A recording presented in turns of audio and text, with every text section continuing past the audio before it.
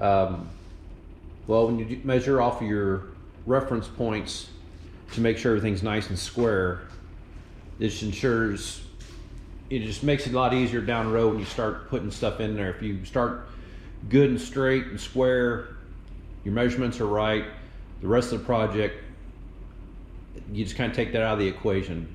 It's going to make it a lot easier when you measure stuff, you know you're going to be right. So set up, make sure, measure 2-3 times. I mean, you can never measure enough. A good level, a good tape measure, and a digital angle finder definitely come in handy. Because also, as I checked my square measurements, I also laid my good level on there with my digital angle finder, and I go from the front to the back, and everything stays within a couple tenths of each other. So I'm more than satisfied with that. I don't think that's not going to be an issue on this. Plus, with such a small, light car, I mean, you want to be dead on, but or pretty close. I mean, you want to be as close as possible you can get.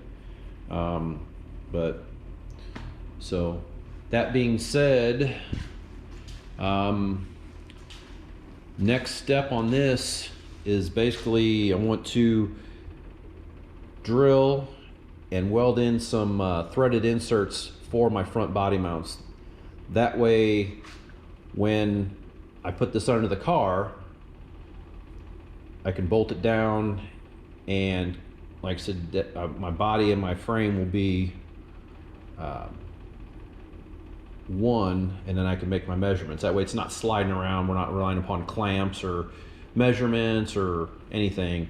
I'll get these put in, bolt it down, and proceed with the rest of my frame mock-up as far as making sure my my rear end center line is designated by this line here, and my front cross member, get my wheelbase, make sure that I'm good. Again, left and right on my wheelbase, and we're still good and square, which shouldn't be a problem. So that being said, I'm going to go ahead and work on getting these front body mount inserts, bolt inserts made and installed. And I'm probably going to go with, a lot of guys go with 3/8, but I believe I'm going to go with the 7/16. It's not that much more bigger, and you've only got, right now there's only about 6 body mounts in the car. Probably sounds like overkill, but I'm a big guy, so I mean, it's not a high horsepower engine, but not a big deal. So, but I believe what I'm gonna do is I'm gonna go ahead and try turning down a couple 7/16 nuts, and then, like I said, drill the hole, set them in there where they're flush, and TIG weld them in place. And then this should be ready to come off the table and go into the car. And speaking of the car, walk over to the other side of the shop, and that's it. 27 Model T Coupe.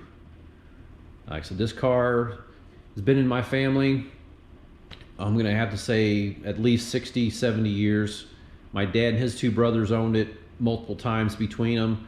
When my dad passed away, it was given to my nephew.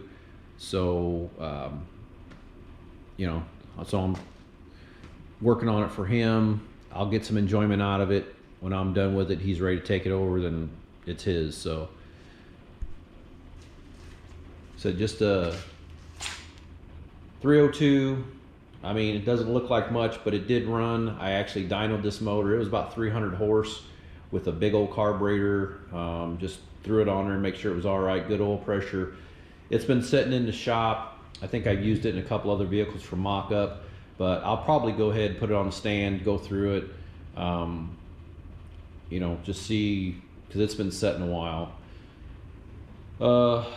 Like I said, just got sitting on blocks right now. This is an old T-bucket chassis I picked up along with the front end, and with hopes it was going to work, but once I got back to the house here and it just physically wasn't going to work. The dimensions weren't there, and looking at the frame, it's only 1.5 by 3. Really wasn't too happy with that. You can tell it's a T-bucket frame. And like I said, I'm a big guy, my nephew's a big guy. You know, I just want to build it right, build it safe to where the frame is going to be able to support the car, the passengers, and, you know, whatever kind of power that little 302 is going to put out, which isn't going to be much, but anyway, just better than what it is now. Had to notch out the rear fender wells, get the axle set. The car's pretty much at ride height right now, where I want to see it when it's all said and done. Like I said, it was just going to be too much work to make that T-bucket chassis work, and so that's why the new frame was built. Mustang 8.8 rear end that's been converted to 5 lug. When it's all said and done, I'll lop off those top ears, and this is going to be a coilover with radius rod suspension. That's the plan. So, like I said, the torque thrusts are just on there. That's all I had at the time, but this will have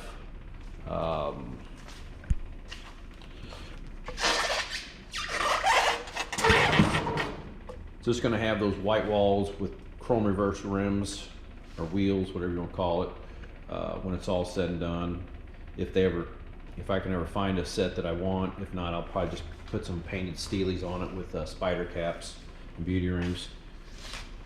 And as with most of these Model Ts, they're just tall and gangly in the roof, so we're going to do an 8-inch chop when it's all said and done. Once we get the chassis under there and it's dialed in and the body is bolted down to where we ain't gonna worry about stuff moving around, we'll go ahead and do the chop. So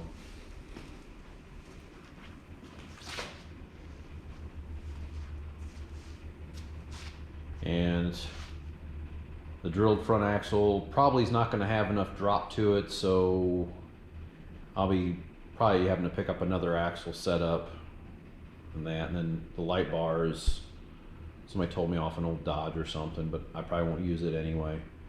So, but that's it. Like I said, next steps, I'm going to get those front body bolt inserts put in the frame, and then I'll probably start pulling all this apart, get that old frame out of there, set the motor out of the way, and get this body raised up on the lift and set it on the new frame. Go from there. So see you in a bit.